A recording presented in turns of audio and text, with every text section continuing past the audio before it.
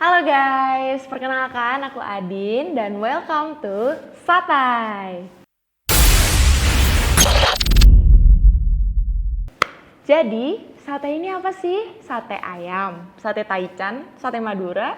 Bukan ya teman-teman, ini bukan tentang makanan. Jadi sate itu adalah segmen terbaru dari podcast Teman Cerita. Dan di sini kita akan membahas tentang media populer yang juga bisa sharing-sharing santai, tapi juga kita bisa sambil belajar.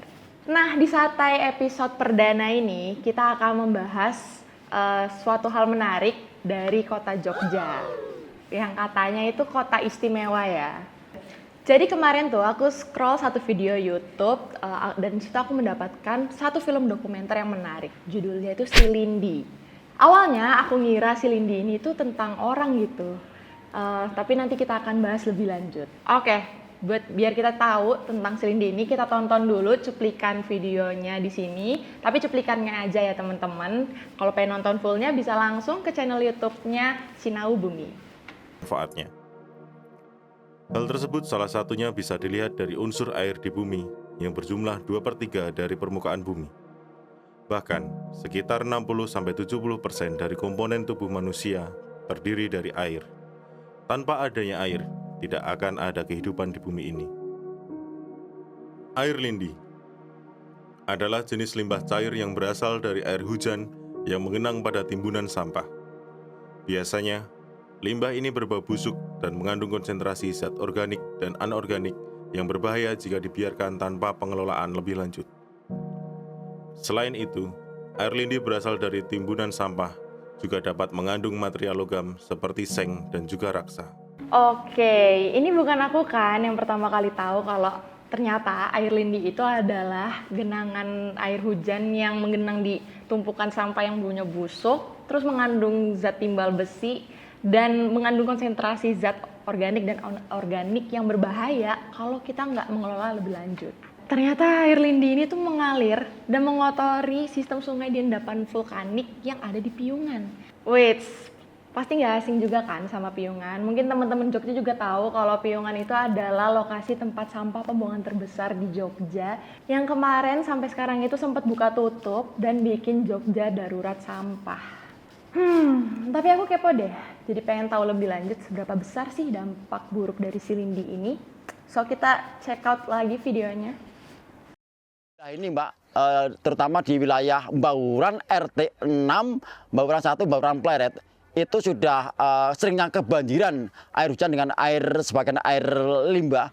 Ya itu masuk ke pemukiman, bahkan menjadikan tanah longsor. Nah itu dari tahun 2017 kami sampaikan. Nah mudah-mudahan insya Allah ini waktu dekat juga sudah ada pembangunan drainase untuk menghalau air hujan juga sebagian air lindi nanti mau disalurkan ke sungai juga. Wow, oke. Jadi teman-teman, tahun 2017 di Baluran itu pas banjir gede, itu air hujan tuh tercemar. Dan air lindinya ini tuh bahkan sampai masuk ke pemukiman rumah warga. Dan bahkan bikin tanah longsor. Oke, kita lanjut lagi ya. Ya baunya juga menyengat. Kalau bau kan dibawa angin, tapi ya yang paling parah itu limbahnya itu yang paling bahaya. Kalau yang belum ada pembuangan sampah di TPA itu, waktu itu jalan ini air parit ini bisa digunakan untuk mandi, untuk mencuci, untuk ya segala macam. Tapi kalau diminum enggak, ya cuma untuk mandi, mencuci pakaian gitu. Tapi kalau setelah ada pembuangan sampah di situ, nggak bisa digunakan sama sekali karena keruh itu ada limbah dari sampah. Ya, no wonder sih. Tentunya karena si Lindi ini tuh air jadi terkontaminasi banget, dan di tahun 2000-an warga Piungan itu ngerasa kalau airnya itu nggak higienis. Jadi airnya di sana tuh bau banget, rasanya nggak enak. Bahkan mereka aja sampai memanfaatkan air pam karena mereka saking takutnya sama pencemaran air di sana. Nggak cuman itu aja, bahkan di sana airnya sampai bikin sesak napas. Even orang yang radiusnya 7 km dari Piungan itu kecium loh baunya, apalagi yang di sana coba. Oke, menurut aku ini sudah cukup tergambarkan sih, karena memang air itu kan sumber kehidupan manusia. Jadi kalau nggak ada air, kita semua tuh bakalan Dan menurut aku itu ini parah sih ya, karena sampah yang terkontaminasi itu bisa menyebabkan masalah serius buat kesehatan kita, apalagi buat anak-anak. Pasti bakal menyebabkan banyak penyakit yang serius kayak diare, kolera, tipes, dan lainnya. Dan nggak cuma menyebabkan penyakit aja, bakteri dan parasit dari air lindi ini tuh bisa menyebabkan iritasi kulit, jadi bisa bikin kulit-kulit gatal, infeksi, dan penyakit serius lainnya. Emang ya kontaminasi sampah ini tuh bisa meningkatkan resiko penyakit serius buat kita. Selain kesehatan nih, air yang kotor dan kualitasnya buruk itu juga bisa bikin kita kesulitan mengakses air bersih. Kayak film dokumenter si Lindi tadi, warga-warga di sana tuh sampai harus keluar uang buat bisa dapetin air bersih. Mereka di sana tuh harus beli air kemasan untuk bisa dapetin air bersih aja. Nah itu kan jadi tambah beban ekonomi lagi. Harus ngeluarin uang lebih buat dapetin air bersih. Keperluan sehari-hari kayak mandi, nyuci, dan lain-lain itu tuh juga bakalan sulit untuk dilakukan. Apalagi buat perempuan pas lagi menstruasi. Kalau airnya kotor, kan kita jadi susah untuk mengelola mensnya. Dan itu bikin jadi rawan penyakit organ reproduksi. Dan sebenarnya masih banyak lagi nggak sih dampak buruk dari air yang terkontaminasi? Apalagi buat warga-warga di TPST itu yang kondisinya paling rentan. So, higienitas itu penting ya guys. Kenapa penting? Soalnya untuk mencegah berbagai penularan penyakit dan juga untuk menjaga kesehatan tubuh. Dengan menjaga kebersihan diri, makanan, dan juga lingkungan, kita dapat menjaga diri kita sendiri dan orang-orang di sekitar kita dari penyakit-penyakit. Oke, selain menjaga higienitas, apalagi sih yang bisa kita lakukan?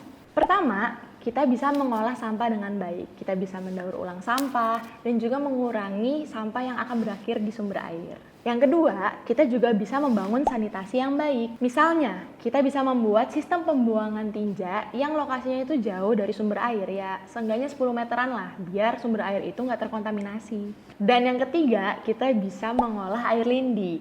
Nah, salah satu yang bisa quote and quote dimanfaatkan dari air lindi ini itu adalah dengan menjadi pupuk kompos. Kepo gimana caranya? Cus tonton salah satu video kita mengenai pembuatan pupuk kompos dari air lindi. Sekalian promosi dikit boleh lah ya. Nah itu dia teman-teman. Jadi banyak banget kan yang bisa kita pelajarin dari film dokumenter tentang lindi tadi.